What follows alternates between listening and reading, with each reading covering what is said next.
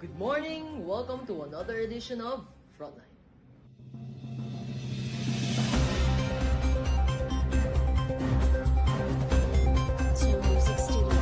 In today's headline, expert explains fast rate of COVID-19 infection through functions and relations. World War I leaves lasting impact to the world. Mga manggagawa patuloy na isinusulong ang kanilang karapatan. Alcohol is not cool. Learn to dance with me step by step. My parents got trapped on the spot. Understanding the Falcons. 5-year-old boy creates his own electrical layout plan.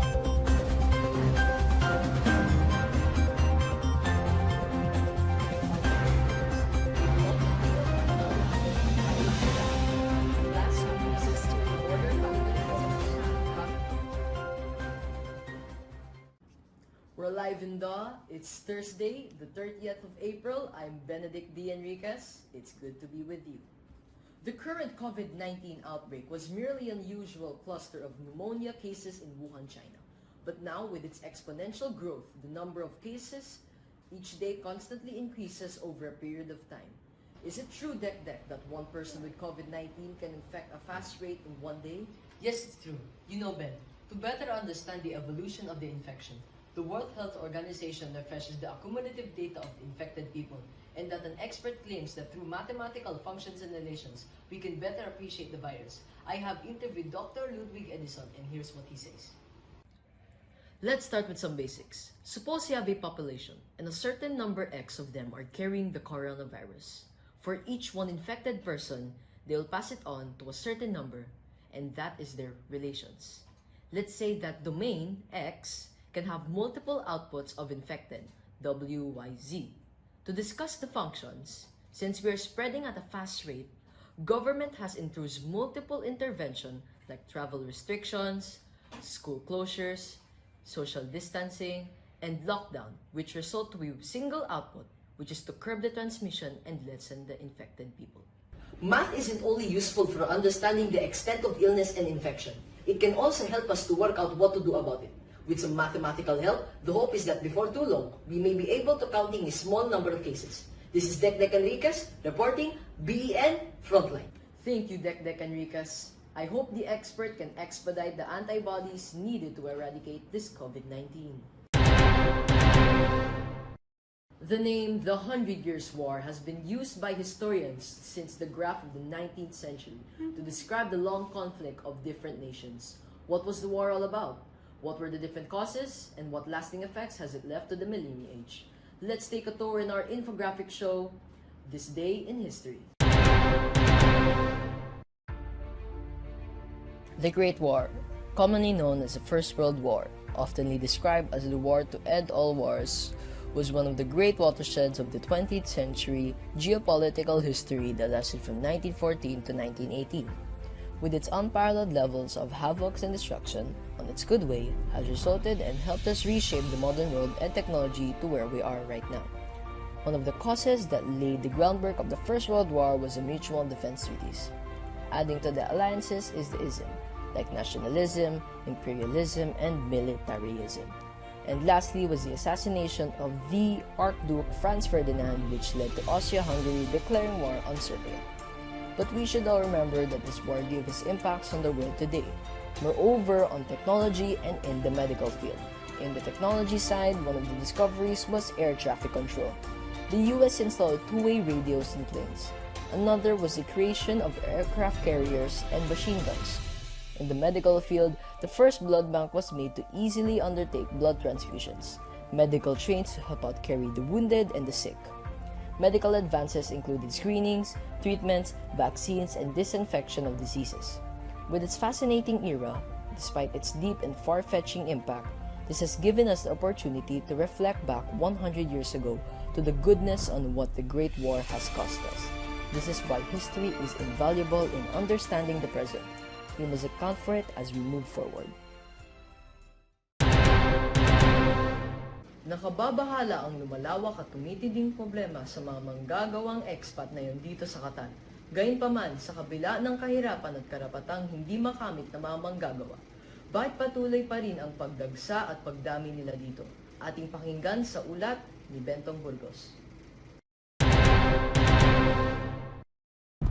Sa tinatansyang 3 milyong populasyon ng Qatar, 15% lang dito ang mga likas na mamamayan at 85 nito ay mga expat na bumubuo sa pundasyon ng ekonomiya ng Qatar.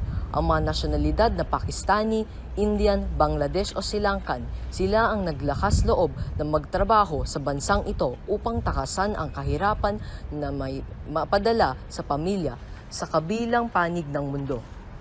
Tinatakda ng pamantayang pang-internasyonal na dapat tratuhin ng pantay ang mga manggagawa na may kinalaman sa proteksyon sa paggawa. Kabilang ng mga oras ng trabaho, kabayaran sa overtime, day off, annual leave at kalusugan. Ngunit, kahit may batas na umiiral, meron pa ring mga pagsamantalang employer na pinagtatrabaho ang mga individual sa ilalim ng init ng araw. Kaya naman ang kanilang sigaw ay isulong ang kanilang karapatan. Hindi na bago ang mga problemang ito na ating nararanasan. Noon pa mang panahon tayo'y sakop ng mga Kastila, ang mga makapangyarihang tulad ni Adolfo sa Florante at Laura ay ginagamit na kanyang kapangyarihan upang apihin at abusuhin ang mga mararalitang manggagawa. Ito si Bentong Burgos, BEN News, nag-uulat. Maraming salamat, Bentong Burgos. My parents got trapped on the spot, understanding the Falcons, and stories of a boy at age 5 creates his own electrical house layout plan. More of these when we come back in Frontline. This is Ben. He is a student feeling stressed by all the academic workload in its extracurricular. All he wants now is to find a way to chill in this stress. But he has no idea what to do. He stumbled upon this magical drink in the cabinet. Well, it is alcohol. A couple of shots and Ben gets high. He starts going off on his friends to party every day and forgets the trouble he has. He thinks he is cool enough being this new Ben. But as time passes, he started to feel the adverse effects. He is constantly forgetting what happened the previous night. Having constant hangovers isn't helping him much. It has resulted in him doing badly for his papers. But that is not the worst part. His heart, liver, and brain are starting to fail due to high dependency on alcohol. His health is deteriorating, and now he's lying on his hospital bed. Well, that is not cool, isn't it?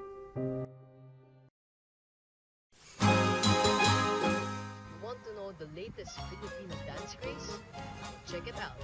Start with the 2/4 time signature dance steps with the curtsy. So, first thing that you need to do is you need to put your hands on your waist and stand like this. Next is you put your right hand sideward and your right foot sideward. Next is you go back and you raise your hand. And then lastly, you bow. Thank you. For the blocking dance step, first is you need to be on this position. Next is you need to do the heel place. And then next is you close. For the point step, first is you need to do a toe point. And the next is you close. Next is the cross step. First is you need to cross your legs and then you close it. First is you step and then you close and then you step. Balance. First is you need to step. Next is you need to close. Heels up, heels down.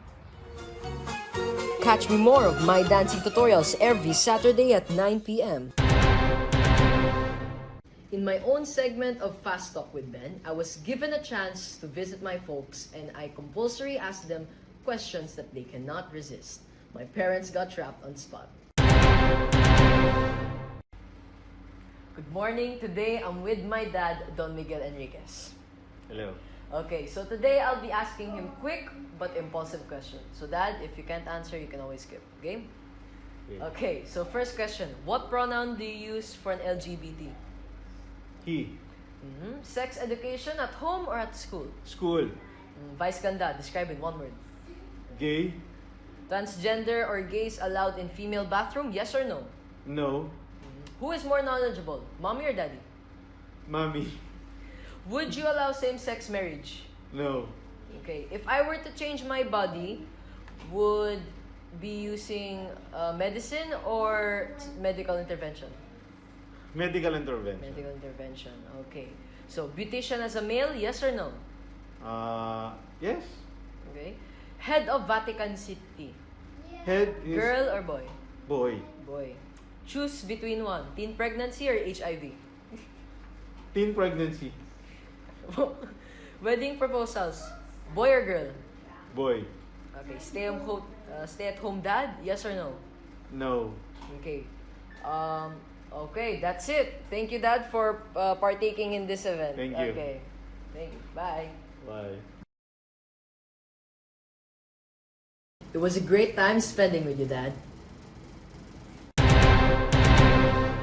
In today's episode of Curious Ben, Kuya Ben will be featuring another species. And let's guess what would that be? Hi kids! Our featured species today is the peregrine falcon, scientifically known as the Falco peregrinus. They belong to the kingdom of Animalia, phylum Chordata, class Aves, order Phalconiformes, family Phalconidae, genus Falco, and species Peregrinus. Falcons are carnivores and considered tertiary consumers in the food chain that play an important role in regulating and maintaining the ecosystem. One of its main features that set it apart from others is its mind-boggling speed. It is said that their wings are swept back so that it can create an airfoil effect in multiple dimensions, maximizing maneuverability, lift, and speed. Falcons can be found all over the world, so it was once listed as an endangered under the Endangered Species Act, but then eventually delisted in 1999. Now that the falcon is no longer on the list, we must ensure it's adequately protected and reckless development and other threats that can disturb falcons and affect their survival. This is Kuya Ben. Bye! Thank you, Kuya Ben, for that informative and wonderful showcase. At the tender age of 5, Benjamin Enriquez has created his own electrical house layout plan. His engineer father got surprised when he saw his son doing a draft of a plan. To his admiration, he used the layout plan and applied it into reality. Let's watch the interview on our episode, Child Wonder. What's up guys, Benison here, and today I had the chance to interview one of the child geniuses in the world because of his electrical house layout plan. And he is Benjamin, and he will show us a slight tour of his house. So let's get right into it. Morning! Welcome to our home! Today I will show you my bedroom and I'll also give you a detailed electrical house layout plan. So come follow me! Come on, let's go. Over here. Okay, so we go inside. This is my bedroom. Okay, as you can see, this is our bedroom. So I designed this whole place for myself. So there are two switches right over there. Two three-way switches actually. Three-way switch, one over here, and then another three-way switch, one over here. This is the electrical layout plan that I made. Okay, so these switches connect to this and also at the same time connect to those secondary lights. At the same time, we also have a AC, air conditioning unit, and also a smoke detector beside the light. And also, don't forget that we have receptacles around the room. So we have 4 receptacles. As you can see here, the first is the single plex receptacle. Okay, next is the next single plex receptacle. There is also one single plex receptacle here for charging if you want to charge your cell phone. And then lastly is not a single but a duplex receptacle. So basically that's what my bedroom is all about, and I'll see you live. Thank you.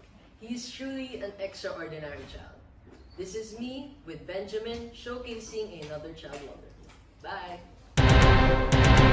Thanks, Benison. And for our words to ponder, journalism is the first rough draft of history. And that's all for the Frontline. Stay home, keep safe.